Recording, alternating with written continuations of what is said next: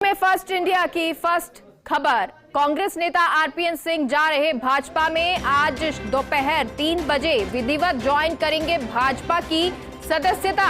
RPN की इस खबर से कांग्रेसी खेमे में जबरदस्त चर्चा है और इसी बीच आरपीएन ने आज ट्विटर अकाउंट का बदला है बायो। ट्विटर से हटाई गई कांग्रेस से जुड़े पद की जानकारी। स्वामी प्रसाद मौर्य के सामने आरपीएन पर भाजपा खेल सकती है दांव। तो आपको बता दें, फर्स्ट इंडिया की खबर जो फर्स्ट निकली, जिसने पहले ही संकेत दिए थे कि आरपीएन सिंह भाजपा में जा रहे हैं। कांग्रेस के नेता हैं, मजबूत नेता, यूपी में माने जाते हैं। और अब जो स्टार प्रचारकों की बात करें तो उस लिस्ट में भी शामिल था नाम आरपीएन सिंह का, लेकिन अब वो बीजेपी में जाएंगे दोपहर 3 बजे। और आदिति हमारे साथ दिल्ली न्यूज एडिटर जुड़ गई हैं। आदिति, तो ये संकेत फर्स्ट इंडिया ने पहले ही दिए थे कि आरपीएन सिंह जो है वो भाजपा में शामिल हो सकते हैं। बिल्कुल, और अभी से नहीं, पिछले लगातार बहुत लंबे समय से फर्स्ट इंडिया बता रहा है, लेकिन हाल ही में जब पिछले 2 महीने से भारतीय जनता पार्टी संपर्क में थी आरपीएन सिंह के, और आरपीएन सिंह को कई अलग अलग तरह के ऑफर भी दिए गए और स्वामी प्रसाद मौर्य के सामने लड़ाने का ऑफर दिया गया, जिसमें कहा गया कि अगर आप जीतेंगे तो आप केंद्र में मंत्री बनेंगे और हारेंगे तो आपको राज्यसभा दी जाएगी। लेकिन स्वामी प्रसाद मौर्य के जाने के बाद लगातार बहुत लंबे समय तक डील चली। तो आपको बहुत इंटरेस्टिंग किस्सा यहाँ पर सुनाएंगे कि आरपीएन सिंह वैसे भी बेबाक किस्म के आदमी है। झारखंड में उनका प्रभारी थे कांग्रेस की तरफ से। और अगर इनकी दोस्ती के बारे में बताएं तो आरपीएन सिंह, ज्योतिरादित्य सिंधिया, जितिन प्रसाद, सचिन पायलट और मिलिंद देवरा और जफर इस्लाम, ये एक पूरी जोड़ी है, अपने पक्की दोस्ती है। और इसमें से ज्योतिरादित्य सिंधिया और जितिन प्रसाद तो पहले ही भारतीय जनता पार्टी के हो चुके थे और अब आरपीएन सिंह भी हो गए। अब अगला नंबर शायद मिलिंद देवरा का हो सकता है। लेकिन महत्वपूर्ण बात यह है कि कुछ दिनों पहले आरपीएन सिंह ने समय मांगा प्रियंका गांधी से और प्रियंका गांधी से मुलाकात करने पहुंचे। तो जब प्रियंका गांधी के पास पहुंचे तो वहां उन्होंने उनसे कहा कि मैं 1 to 1 आपसे बात करना चाहता हूँ। तो जब 1 to 1 बात करने की बात आई तो वहां पर उनके सहयोगी बैठे थे प्रियंका गांधी के, जिनका नाम है संदीप। तो आरपीएन सिंह ने कहा कि संदीप के सामने मैं बात नहीं करना चाहता, लेकिन प्रियंका गांधी ने कहा आपको जो बात करनी है आप उनके सामने मुझसे कर सकते हैं। लेकिन उस बात में कोई झड़प भी हो गई दोनों के बीच में। तो ऐसे में बहुत लंबे समय से दोनों के बीच में जो आलाकमान और आरपीएन सिंह के बीच में मतभेद तो जारी थे, लेकिन हाल ही में प्रियंका गांधी के साथ एक किस्सा भी हुआ और तभी कहीं ना कहीं उन्होंने अपना मन बना लिया था। और अब वो भाजपा के होने जा रहे हैं, भाजपा में शामिल हो रहे हैं। जी बिल्कुल। और आदित्य देखिए, क्योंकि स्टार प्रचारकों की जो लिस्ट अभी जारी हुई थी, कांग्रेस की तरफ से की गई थी, उसमें भी उनका नाम था आरपीएन सिंह का। तो शायद पहले ही संकेत कांग्रेस को उन्होंने नहीं दिए थे। झड़प जो आप बता रही है वो जरूर हुई होगी, लेकिन इस बारे में पूरी जानकारी शायद अभी प्रियंका को नहीं होगी या शिकायत उन्होंने अपनी दर्ज नहीं कराई होगी। देखिए, बहुत लंबे समय से कहीं ना कहीं आरपीएन सिंह वैसे ही बेबाक किस्म के आदमी है। बहुत लंबे समय से आलाकमान से उनकी खींचतान चल ही रही थी और कई बार आलाकमान की तरफ से पूछा भी गया था कि क्या आप पार्टी छोड़कर जा रहे हैं, इस तरह की खबरें आ रही है। लेकिन आरपीएन सिंह ने कई बार कहा कि जब जाऊंगा तो डंके की चोट पे जाऊंगा, छुट्टी नहीं जाऊंगा। तो ऐसे में समझ में तो बहुत लंबे समय से आने ही लग गया था कि वो जा रहे हैं। लेकिन चलिए, तो संकेत थोड़े थोड़े मिलने लगे थे कि वो जा रहे हैं। और UP news editor Gyanendra Shukla भी हमारे साथ जुड़ गए हैं। ज्ञानेंद्र, अब क्योंकि आरपीएन सिंह, जिसके लिए फर्स्ट इंडिया ने संकेत दिए थे, और अब कहा जा रहा है कि आज दोपहर जो है वो विधिवत तरीके से बीजेपी ज्वाइन कर लेंगे। बिल्कुल, देखिए, आरपीएन सिंह उत्तर प्रदेश में कांग्रेस के बड़े चेहरे के तौर पर रहे हैं और पूर्वांचल में ये पडरौना जो वहां से उस एरिया से संबंधित रहे हैं। पूर्वांचल में अभी हाल में ही उनको कांग्रेस ने स्टार प्रचारक के तौर पर भी उन्हें शुमार किया था अपनी लिस्ट में। और पूर्व केंद्रीय मंत्री रहे हैं, 4 दशक हो गया उनको राजनीति में सक्रिय हुए। 3 बार विधायक भी रहे हैं, 1 बार सांसद भी रहे हैं, गृह राज्य मंत्री भी यूपीए 2 की रहे हैं, कुशीनगर जिले के झारखंड में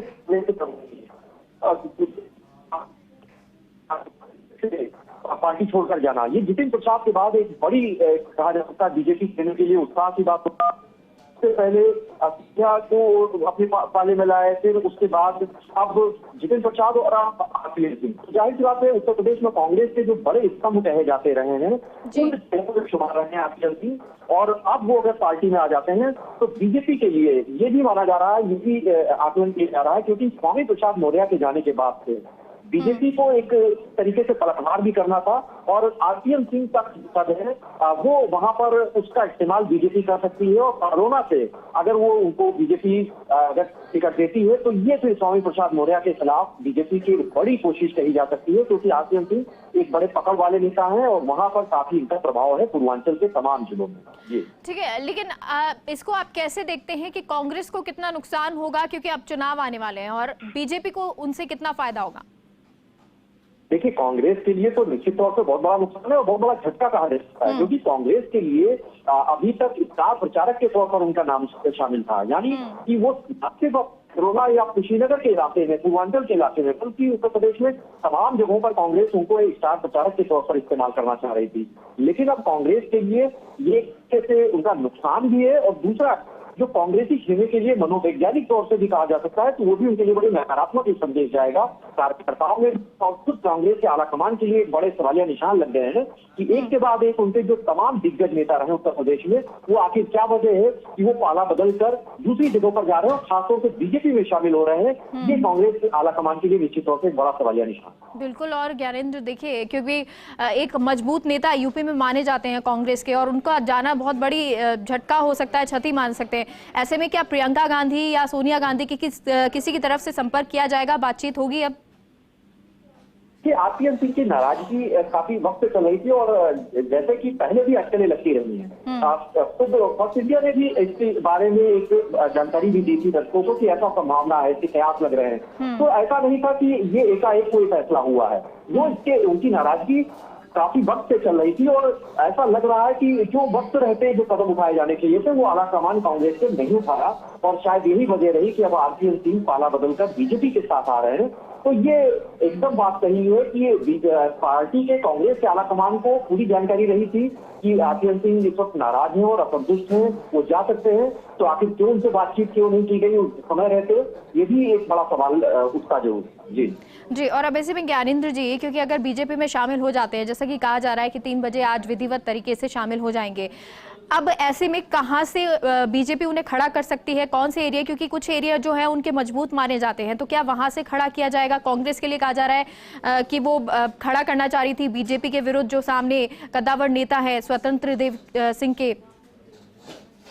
बिल्कुल, देखिए आरपीएन सिंह पूर्वी इलाके के बड़े नेता हैं, बड़े चेहरे हैं, और कांग्रेस का खासतौर से एक तरीके से पूर्वांचल के स्तंभ अगर लोगों में कहा जाएगा उस स्तंभ में वो शुमार होते रहे।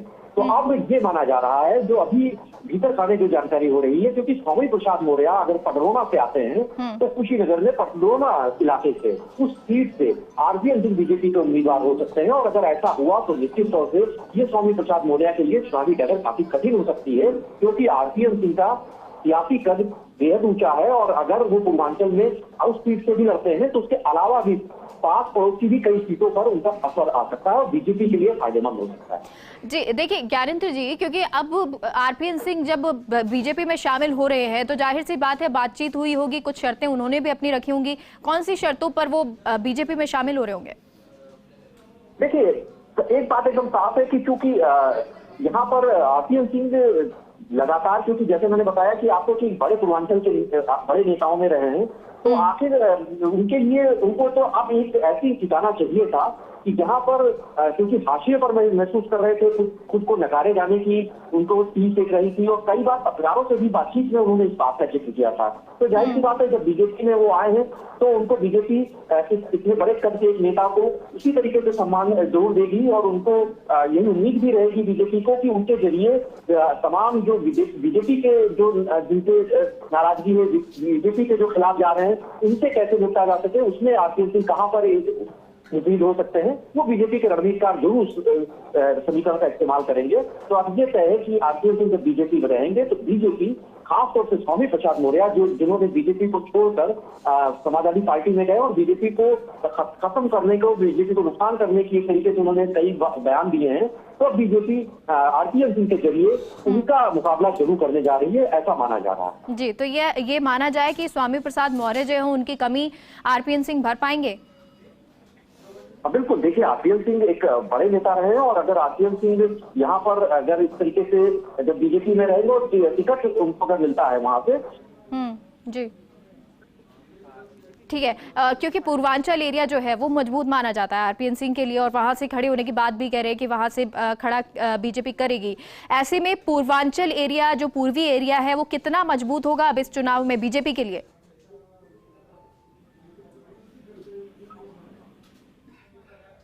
सुन पा रहे हैं आप ज्ञानेंद्र जी?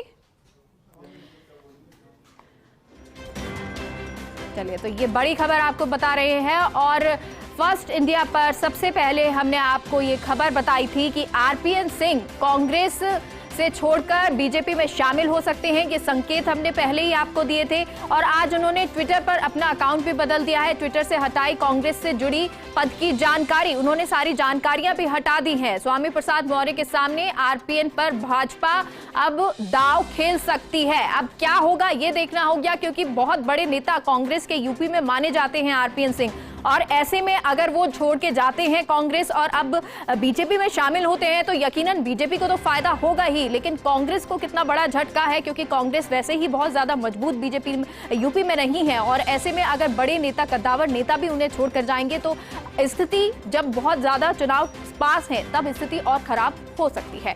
अब लेकिन आगे क्या होगा ये देखना होगा, क्योंकि अभी ये कहा जा रहा है कि 3 बजे दोपहर आरपीएन सिंह सदस्यता लेंगे, विधिवत तरीके से बीजेपी में शामिल हो जाएंगे, क्योंकि अभी ये लंबे समय से उनकी खटपट चल रही थी, या कह सकते हैं कि वो खुश नहीं थे, नाराजगी थी आला कमान से लेकर, और प्रियंका गांधी से भी इस बारे में बातचीत हुई थी। वो बातचीत करने पहुंचे भी थे, जो करीबी थे प्रियंका गांधी के, संदीप, उनके सामने बातचीत करने के लिए उन्होंने मना कर दिया था कि मैं अकेले में बातचीत करना चाहता हूं, लेकिन प्रियंका ने कहा कि आप इनके सामने ही कीजिए, और उस वक्त भी बहुत झड़प हो गई थी, बातचीत ज्यादा बहस में बदल गई थी। उसके बाद से ही ये संकेत माने जा रहे थे कि आरपीएन सिंह जो है वो अब कांग्रेस छोड़ सकते हैं, और ऐसा ही हुआ।